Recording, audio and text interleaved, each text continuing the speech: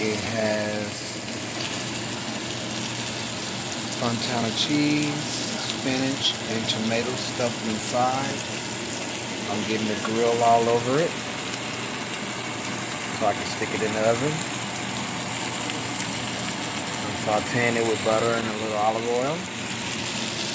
It's about time to go in the oven in a minute. And we'll do the last result. Stuffed chicken breast over rice tomorrow for my cousin's lunch.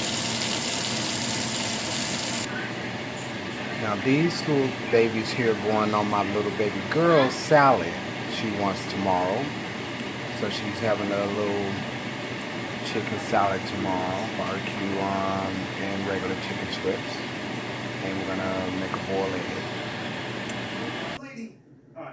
Okay, cousin dinner is fixed for tomorrow lunch. This is the after preparation of the stuffed chicken breast. If I can get in there and show you. That's what it looks like. It's all done. There's the wild rice. Here's her salad. Everything kind of simple. And this is her lunch for tomorrow.